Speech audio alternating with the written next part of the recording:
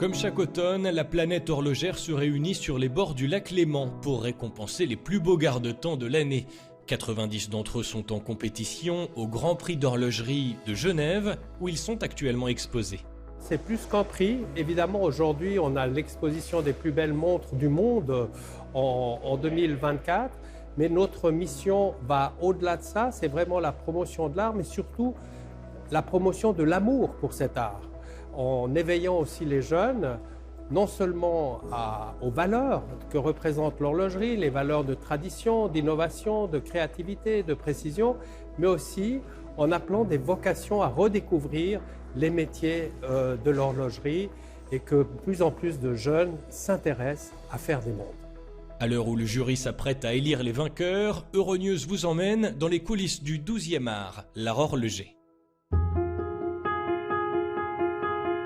Direction les montagnes du Jura suisse, sanctuaire de la haute horlogerie. C'est ici que Bovet a remporté la prestigieuse Aiguille d'Or en 2018. Cette année, la maison bicentenaire présente la ProWest One qui révolutionne la mesure de l'heure universelle grâce à un système de rouleaux qui s'adapte aux différents changements d'heure à travers le monde. Une innovation présentée dans la catégorie exception mécanique.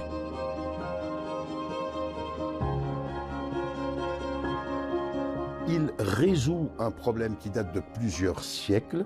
Il contribue au plaisir du collectionneur, puisque sans avoir besoin d'outils quelconques, en pressant cette couronne, ce sont ces 25 cylindres qui tournent d'eux-mêmes, c'est objectivement une exception mécanique. Chez Bovet, les techniques de pointe se mêlent au travail artisanal. L'impression des villes sur les rouleaux, comme la gravure des ponts, une marque de fabrique, sont faites par des mains minutieuses dans les ateliers. Nous sommes dans une maison qui a plusieurs siècles. Elle a toujours contribué, essayé de contribuer, depuis M. Édouard Bovet, à l'expression d'une innovation, mais toujours avec la défense d'un art décoratif. Et garder le temps, c'est dans sa dimension patrimoniale, à travers ses artisans. Et dans le mot artisan, vous avez le mot art. Mais pour exprimer l'art, c'est une question d'éducation, de philosophie partagée, de valeurs, de tradition. La mode est éphémère, la tradition, elle, restera toujours. Nous gardons le temps parce que nous le chérissons. Et nous savons que dans la vie humaine, qu'est-ce qu'il y a de plus précieux que le temps lui-même?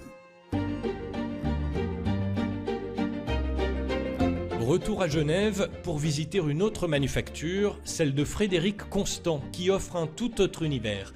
La jeune maison présente 2 pièces au Grand Prix.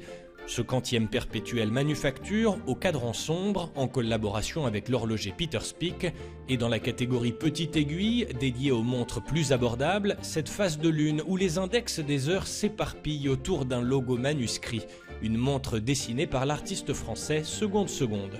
I said to him, listen, you get from me carte blanche to do whatever you think is good, but there's always a but. I said, I want you to do something around my manufacture message, because we are a young watch brand. We do our manufacture, the conception fully in-house in the production, and we have always been challenged about that. I want you to challenge that message. And he came with this design, and I think it was spot on. Frédéric Constant, qui fête les 20 ans de son premier calibre manufacture, s'est rapidement fait une place de choix dans le marché très compétitif de l'horlogerie suisse grâce à un positionnement de luxe abordable.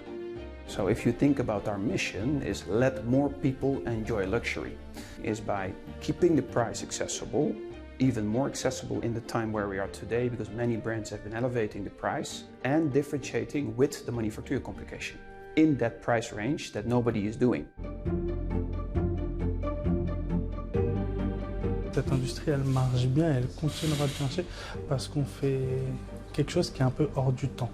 En fait, on fait un produit, on prend le temps de le faire et on lui apporte une vraie plus-value. C'est pas un produit de consommation comme on a aujourd'hui dans notre société. C'est vraiment un produit qu'on amène, qu'on crée, qu'on développe, où on prend le temps de le faire et donc qualitativement, on voit que le travail qu'il y a derrière, la minutie. Donc je pense que ça continue de toucher les gens.